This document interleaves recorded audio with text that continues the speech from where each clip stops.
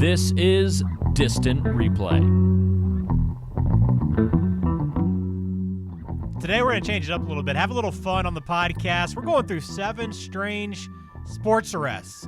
So instead of honing in on one person and breaking down that story, we're going to do some bite-sized true crime. These are funny, strange, odd, just stuff you wouldn't necessarily believe, but they all are true stories.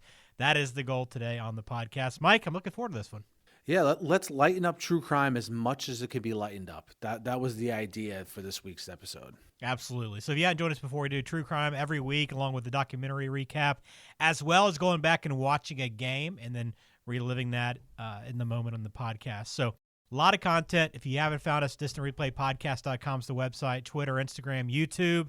Let us know if there's something else you want us to go back and watch, or any true crime people, athletes that you want us to do a little research on and tell you their story. We'll do that here on the podcast. But today we got 7 strange sports arrests. Mike, all right, who are we starting off with? We're starting off with Najeh Davenport. Okay. Remember him. Ben, I know you know who Najeh Davenport was, but just to refresh everyone's memory, was a college football star at the University of Miami and would later go on to be a running back, most known in the pros for being on the Green Bay Packers, I believe. Right, yeah. And so Najeh Davenport, the story with him is this.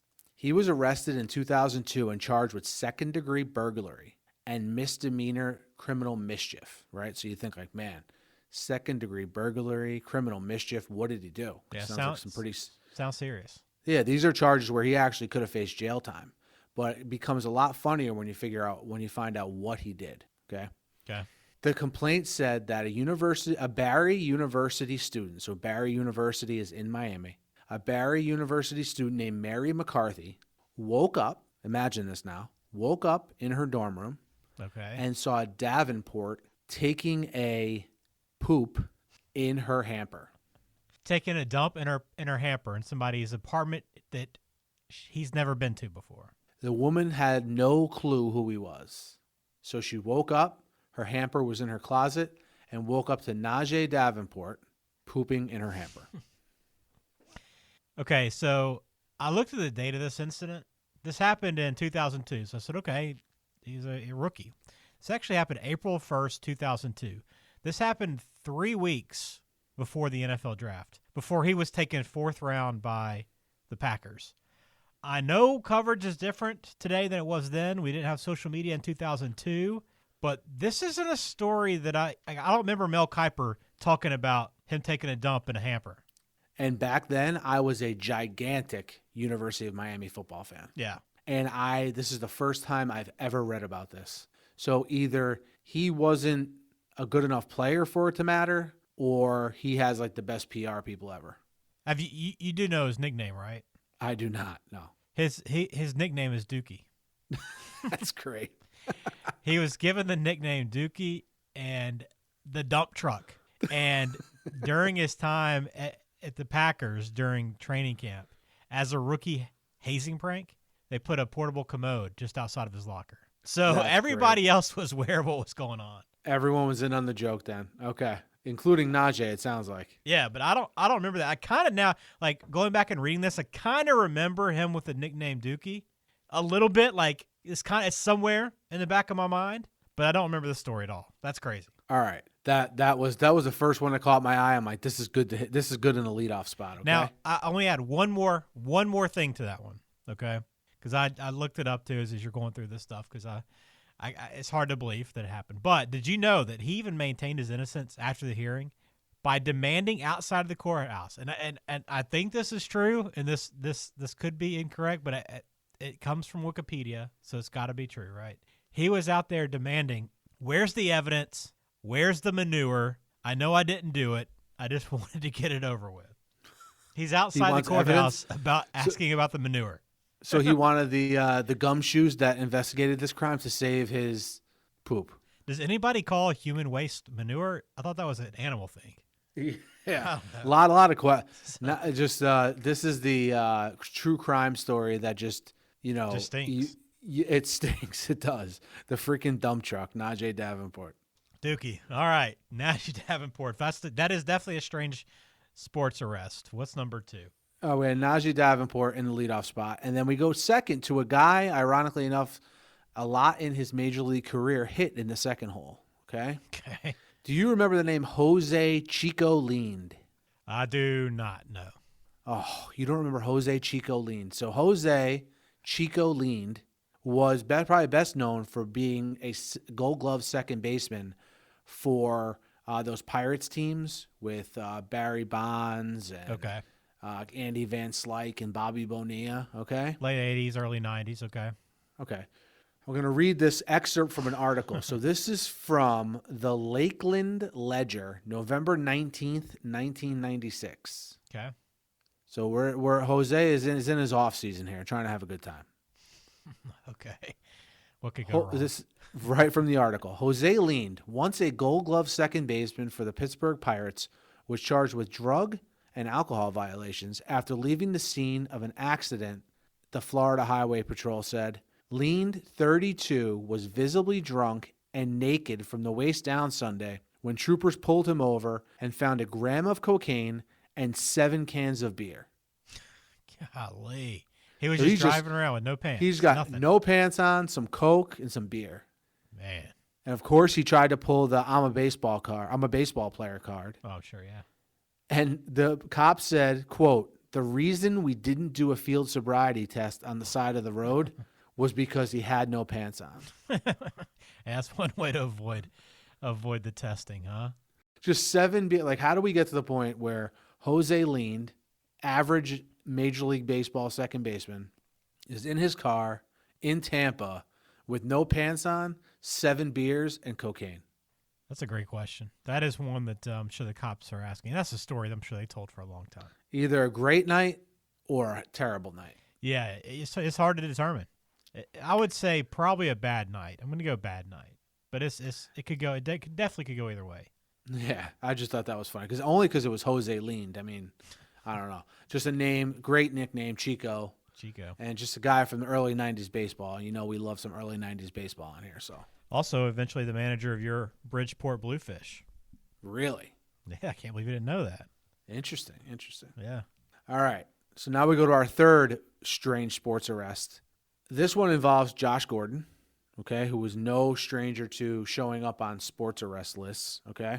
Yeah. But this actually happened when he was a sophomore receiver at Baylor.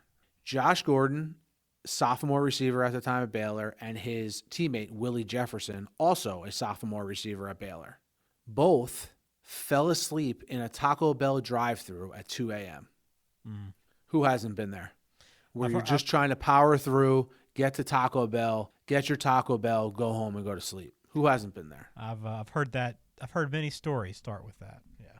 Now, unfortunately for Gordon and Jefferson, they literally fell asleep. It sounds like they fell asleep in between where you place your order and where you get to the window.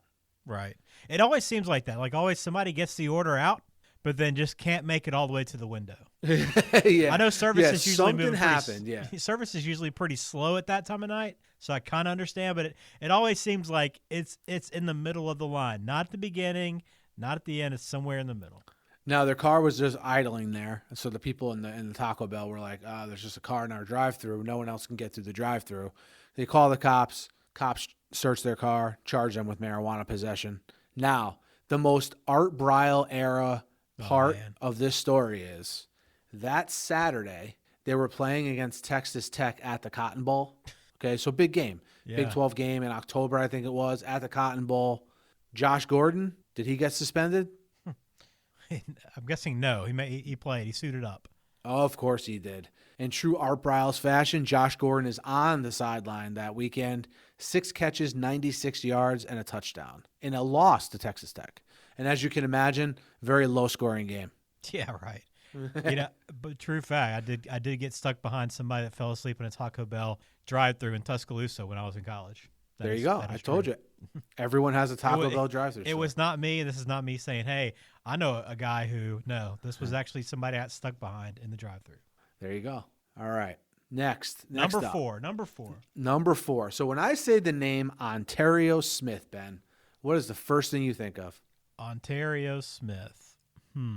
I think of a running back with the Vikings. That's about all I can think about. Onterrio Smith, Whizzinator. Whizzinator.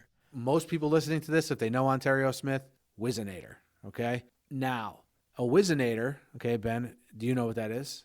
Or is this the first time you're hearing that word? I think I've heard it, but please refresh my memory for ever those that are listening as well that don't know. All right. It's a device you would use if you were trying to circumvent a urine drug test. Right. If you wanted your urine to appear clean, even though it was in fact dirty, it would enlist the help of a Whizzinator. Now, the funny story, I never realized this was the pretense for people finding out about Onterrio Smith's Whizzinator. He was detained at the airport for carrying dried urine and a Whizzinator. So he had like all the ingredients to make clean pee. And when he got detained, the reason he got detained is because like everyone in like the checkpoint there at the airport, no one had any clue what it was. So they're like, what is this? You know? Mm-hmm. And it turns out it was a Whizzinator. They confiscated it. And to no one's surprise should be, shortly thereafter, Onterrio Smith violated the NFL substance abuse policy and was suspended for an entire season. What? I'm not aware of what dried urine is. That's actually something you can purchase. Like, do you just add water and then you've got urine? I'm gonna go with I have no clue, but I'm assuming you could purchase the dried urine. Maybe? Like, is it actual urine that has been dried out somehow, or is it just like some, just add water? Maybe the Whizzinator. Product? Maybe the Whizzinator adds the water. You think the Whizzinator, like that's a separate, like that's one of their product lines? You know how I normally do a ton of research for these podcasts? You didn't research the Whizzinator? I did not Google dried urine and or Whizzinator. Wow. But I know what a Whizzinator, I just know from the story that. I'm sure someone in the comments can let us know. Yeah. I think some of our listeners may have familiarity with dried urine and a Whizzinator. By the way, before you go visit Whizzinator.com, make sure you're not around anyone underage or at work. I'll just put it that way. Look at that. Always looking out for people, Ben. It's quite an eye-opener when you first log on to the website. Fair enough. You've been warned. All right, number 5. Number 5, Corey McGinnis. So obviously, this kind of goes along. This is more of a funny one, okay? He's a White Sox prospect, right? Never heard of him. Full disclosure. Just thought it was a funny story. He was so drunk, he kicked in a door, which was also had, a glass plate in the middle of it. So he broke through a glass door, kicked down the door of a pizza place. He ate a bunch of pizza that he found in the pizza place. And this is the best part of the story. Somehow in the same pizza place. Have you ever, Ben, when you eat a lot of pizza, I mean, the first thing I want to do after I'm done is take a nap, right? Right. You want to lay down, right?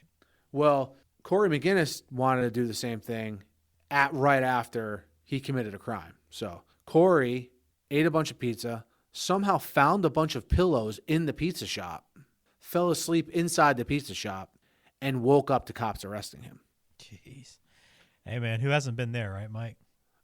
Yeah. Have I been so hungry that I wanted a lot of pizza? Yes. Have I ever broken into a pizza place to get it? No. Have I ever fallen asleep while committing a crime? No. We don't know what kind of pizza place it was. Was it actually like a good pizza place, or did he break into like a closed I couldn't get John's? details. It sounded like it was just like a neighborhood pizza place. Okay, well, which kind of stinks. All kidding aside, it kind of stinks for the pizza place. Right. I'm sure they got a new door out of it because the guy was a minor league prospect, so he probably has a little bit of scratch maybe. But, yeah, tough look for the pizza place and for Corey McGinnis. Hey, man, I've had some pizza cravings late at night, no doubt, but I've never gone that far. Number 6 on our list. Number 6. All right, so this is Chad Johnson. So the football player. The football player, Chad Johnson, Ocho Cinco. So what he was in court for this incident is not funny. I just want to be clear. Do you remember when he got caught up in those domestic violence charges? Yeah. It was, I don't know if it was recently, but, within the last 5 years or so. Mm-hmm. So he was in court on probation violation charges from that domestic violence arrest. And I don't know how I never heard about this. The hearing for him was not going great. Like the judge was clearly, perturbed by the crime Johnson committed, by his probation violation, etc. And the judge actually said at one time, like, hey, look, your lawyer is doing an awesome job for you. You should really be appreciative of all the hard work he's doing for you. And Chad Johnson looked at his lawyer and gave him an old pat on the ass in court in the middle of the hearing. That's kind of funny. You know, like you do, like when your teammate makes a good play, you give him a little pat on the ass. Right. He did that to his lawyer in the middle of a probation hearing for his domestic violence arrest. And the judge at that point was just like, look, you're not taking things seriously at all. Yeah. Sentenced Chad Johnson to 30 days in prison, of which Johnson only served a week. Wow. I never knew that. Did you know that? The sentencing or the fact that he patted his lawyer on the ass? Both. I mean, I didn't pay close attention to it, so I didn't know. I did not know either. I feel like the detail on the pat on the ass probably wasn't like a big part of the story, was it?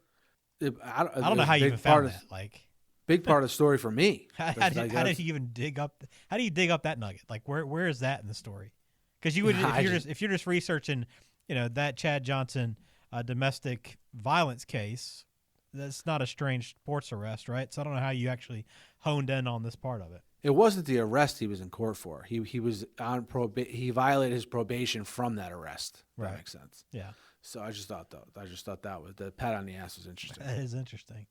All right, what do we got for our final strange sports arrest? All right, the final one I think is the funniest one, and for a couple of reasons. All right, so Ben, do you remember when Randall Simon?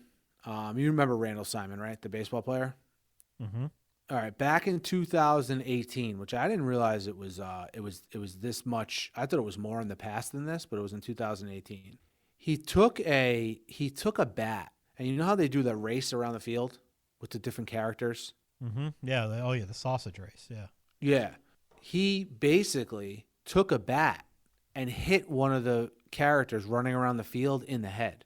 Okay? I remember that. Yeah. All right. So admittedly, I don't know how I missed it, but I missed it when it happened. Now, the funniest thing is the only thing I could find, other than I found videos on it, of course, but the funniest picture I found on this was Randall Simon he's at the top step of the dugout swinging the bat. Randall Simon with a bat, with an arrow on the bat, about to swing it with an arrow on the head of the sausage. And it's right before impact. I just thought that freaking picture was hilarious. Jeez. All right. Yeah. So now, the end result for Randall Simon was just that he had to pay like a $500 fine. All right? Yeah. She tripped the person who was in the costume was a 19-year-old female, okay? And it's basically just a promotional group that runs around the field.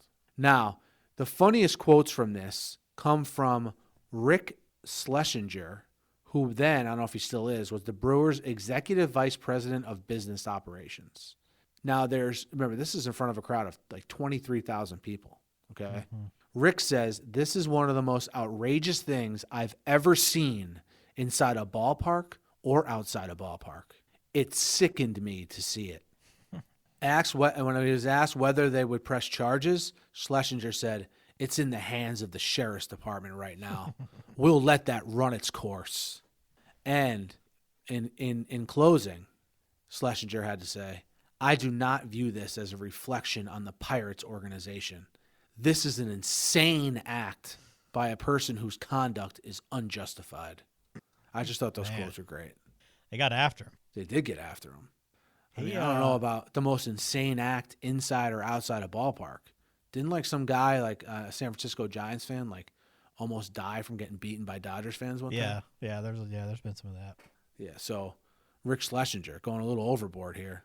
But he's standing up for his sausages, I can't blame him. Cannot blame him for doing that. I definitely remember that happening. And it didn't seem like a big deal, but he probably just saw it as a costume that was just, primarily just fabric and not, an actual intern or a staffer working in there, and took the swing. Not justifying it, but I don't think he had any. You know what the Schlesinger did not mention, which I'm surprised he didn't, was it was obviously premeditated. Yeah. Yeah, premeditated, not second degree. It was first degree hitting the sausage with a bat. For the record, he didn't actually hit the head of the person in there. Did knock her over. So fair point. That we should mention that he hit the costume part that sticks high above the normal head. Yeah. Fair point. It looks like it's a violent action because it hit like the actual face and eyes and nose of the costume, the sausage, but not the actual person inside. Top heavy. Those costumes are very top heavy. They're not easy to run in, it doesn't look like. There's always a man down. Always. So then that wraps up 7, strange sports arrests. That's good. I just thought this was a nice change of pace here. Yeah, I think that was fun because I remember a couple of these stories, but definitely not aware of Dookie and the Whizzinator. Don't remember those too much, but I'm sure some people do out there. But I'm glad that we went through this.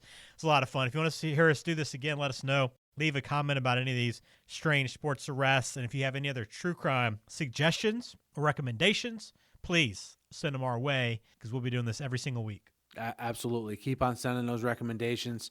We love them. We'll get into more serious true crime cases next week, and we can't wait to hear from you guys. Absolutely. Hit subscribe, follow, like, all that stuff. Wherever you are, leave us a review. We'd appreciate that as well. Find us on distantreplaypodcast.com, Twitter, Instagram, and YouTube. We'll be back soon with another episode. Thanks.